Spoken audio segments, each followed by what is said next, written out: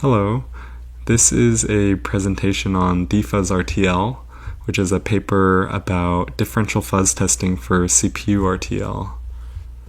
To me, what I liked most about this paper is their discussion on metrics for measuring coverage in hardware, because this is something that we're used to almost taking for granted in software, where coverage is very easy to define and measure. But they show that for hardware, there's actually a lot of nuance in your metric for coverage, and the most obvious way you might think to do it actually turns out to be a pretty bad abstraction that they end up building off of and then improving. So the part I really want to focus on in this talk is not just the details of how they use differential fuzz testing to fuzz CPUs, but the more interesting conceptual point they explore, which is what hardware coverage should even mean. So I wanted to start out this talk with a quick hypothetical. Imagine you have a CPU design and you want to verify it because you know that once you ship it, mistakes are really expensive and embarrassing. So you use a fuzzer, which naturally sounds pretty appealing because you can generate a lot of tests automatically and then use coverage as feedback and to let that guide the search, hopefully being able to fuzz the entire design and rule out any bugs. So now imagine your coverage cooks and then tells you that you have full coverage over this design and it wasn't able to find any bugs. So excitedly you go and tape it out, and then you put it out in the market, and much to your dismay, there are still hardware faults and a bug appears and you're left wondering what went wrong. So this question of what went wrong is pretty easy to answer for software fuzzers. Usually it simply means that your fuzzer never generated the test it needed to actually show this bug, and your input space just wasn't explored enough. But also sometimes it could be a bad oracle. Maybe your reference model that you're comparing to was buggy, that type of thing. But for hardware, there can be a third kind of insidious reason, which is that there was bad coverage. And what I mean by that is the fuzzer may not have missed the bug because it failed to generate the right test. It might have missed it because its notion of progress was wrong. And that's kind of the surprising claim of this paper, that it might not be anybody's fault besides the coverage metric. So first I'll present a pretty natural way to represent coverage using an analogy from software. So imagine you have a switch statement and then you have a bunch of cases, and a natural way for a fuzzer, a software fuzzer, to recognize and track coverage for this is by kind of tracking which of these paths are executed during the run of a program, and then kind of over time you build more and more complete coverage because you're visiting ideally all of the cases of this switch statement. But there is a very natural hardware equivalent to that switch statement, which is a multiplexer. So for a multiplexer, you're usually taking many inputs, and then you have some select bits, which are going to decide which of those inputs get routed to the output. And you can see that it's very similar in that the control value chooses which of the inputs ends up passing further into the digital circuit. So then, because we have these analogous structures, it seems very natural to just try to translate the approach from software directly to hardware. So by that I mean, just like in software where you reward kind of exploration of various cases, you can reward the fuzzer in terms of its coverage by exercising new control choices over the various multiplexers in the design. But as you might suspect, there's a high-level issue with using a branch-like view to measure hardware coverage. And this is because a branch-like view says these same local decisions happened, but doesn't have any time component, so it can't separate between coverage of A, B, and then C versus B, then A, then C, even though the exact sequence of the states often defines behavior in hardware.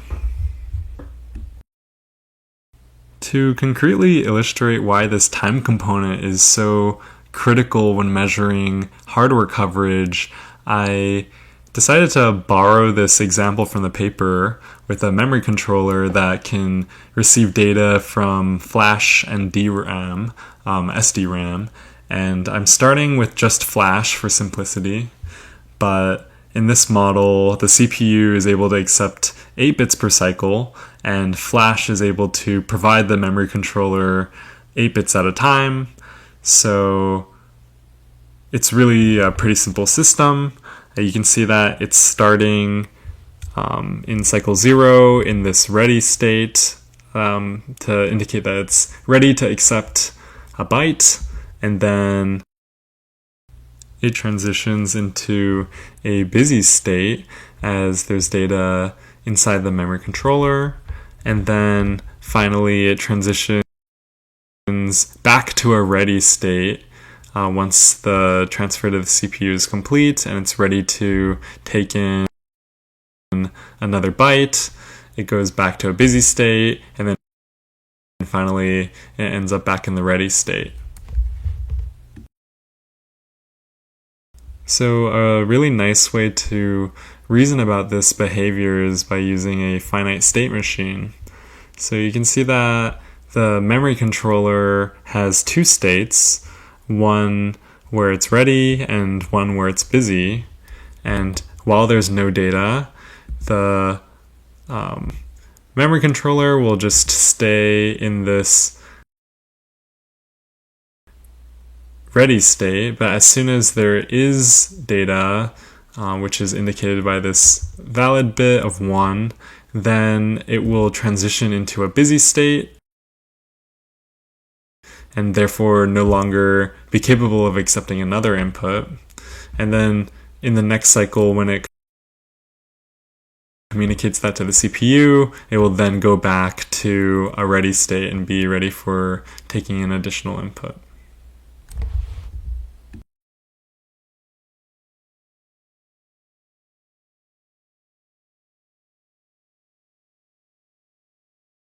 So the other part of the memory controller, the SDRAM controller, is really similar, except the SDRAM communicates with the memory controller 4 bits at a time.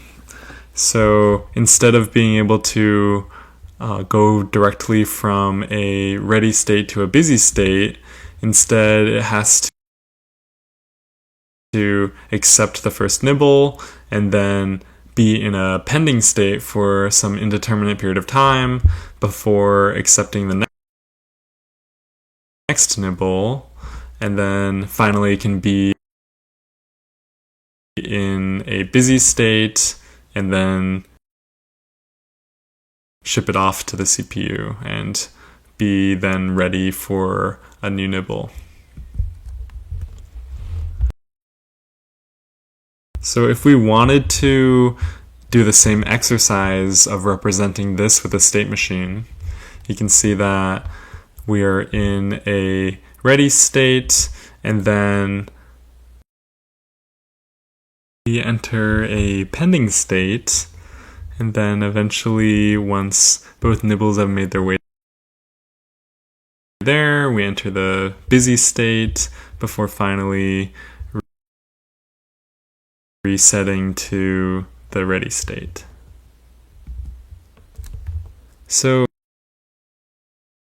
something quite interesting happens though when you integrate these two well-behaved simple state machines together to make a memory controller that uses both flash and SD-RAM. When you put them together, something pretty interesting happens, which is that one of the states becomes a bugged state, specifically this bottom right corner, this busy first, busy second state, where the first circuit is flash and the second one's SD-RAM in this case.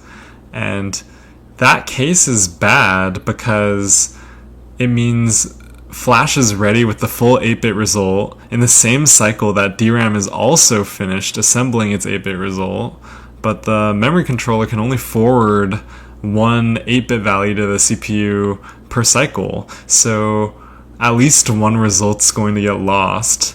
And it's a particularly interesting example because the bug is invisible locally. It only appears when you look at the synchronized pair, or this kind of Cartesian product of the states that are possible between the two machines. So to hammer this point down even further, now you can kind of see the full state machine that shows the combined state space of both the first and second circuits, and you can see that this bugged state at the top only exists when you combine these two spaces in the to create the product state space.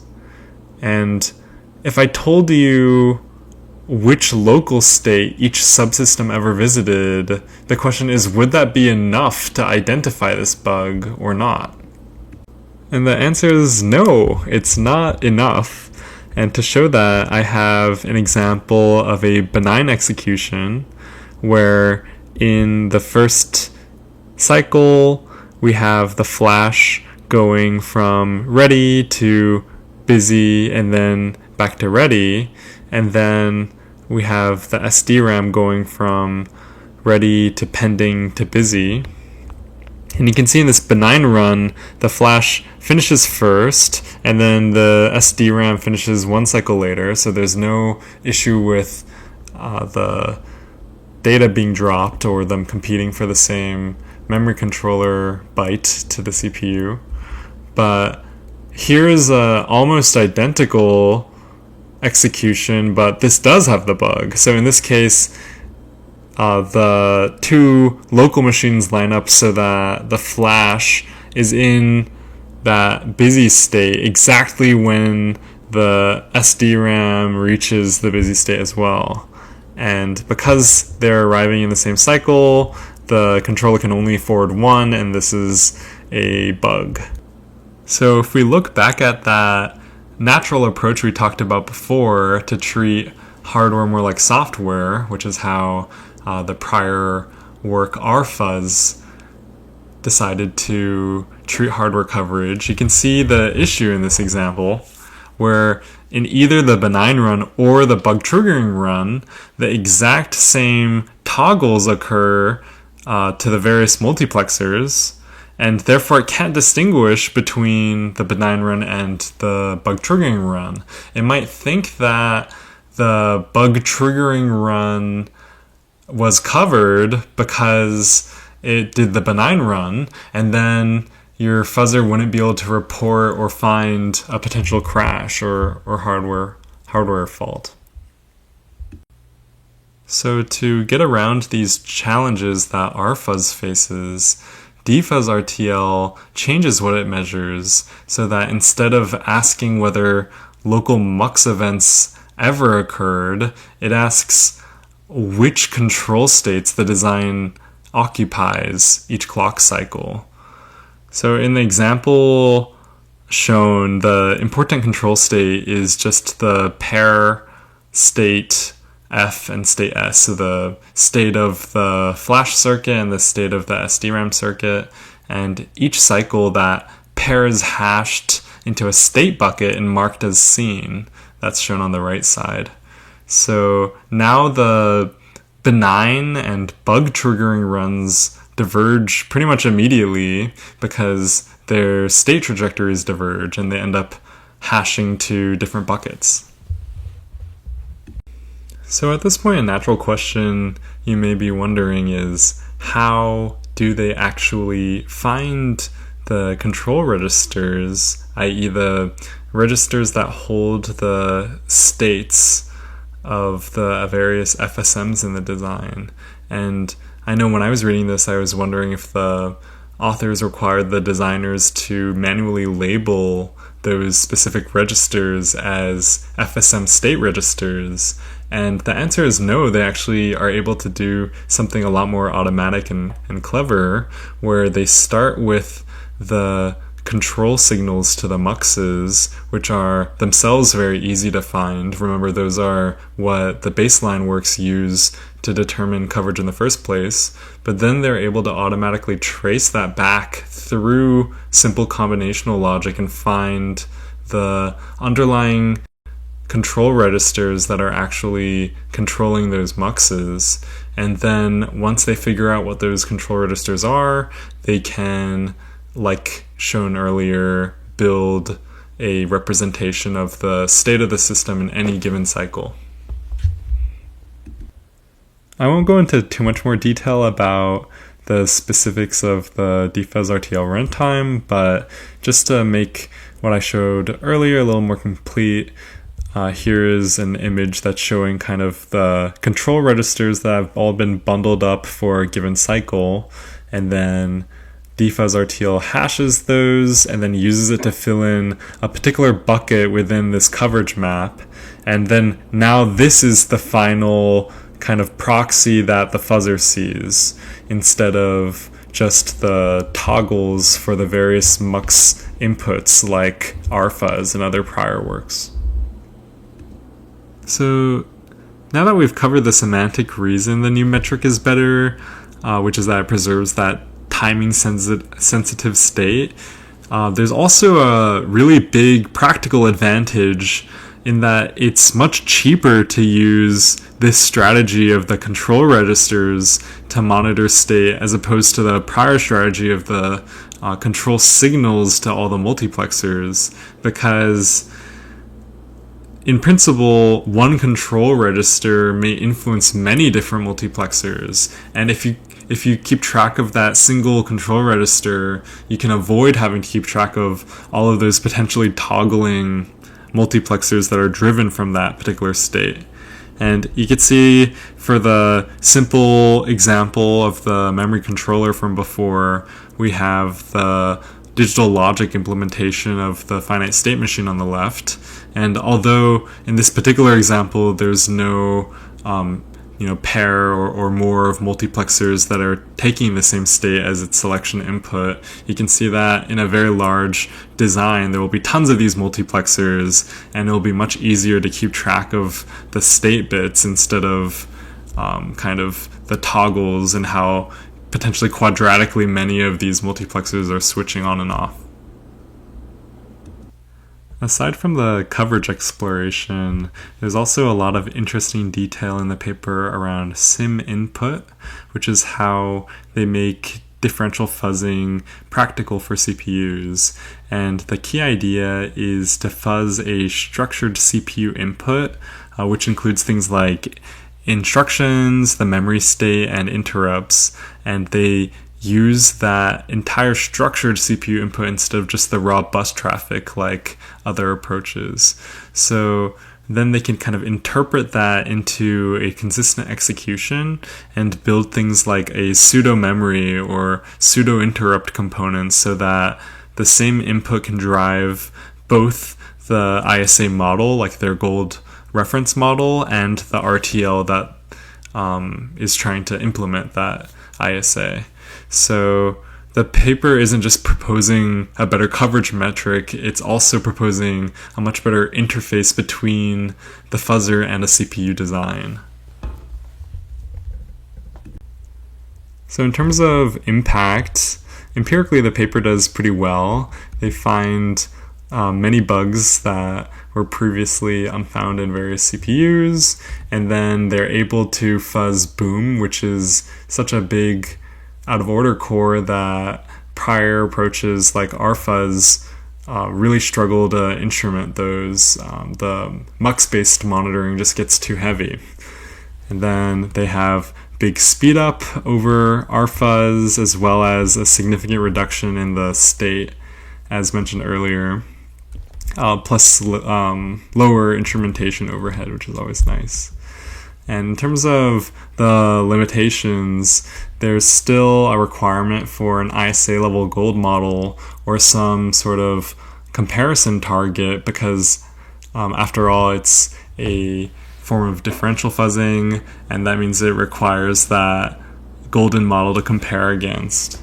And then also because they're doing differential testing against ISA visible behavior, they're strongest on ISA visible bugs, semantic bugs, and purely microarchitectural bugs are generally very hard for these approaches to find and might require extra assertions or other instrumentation.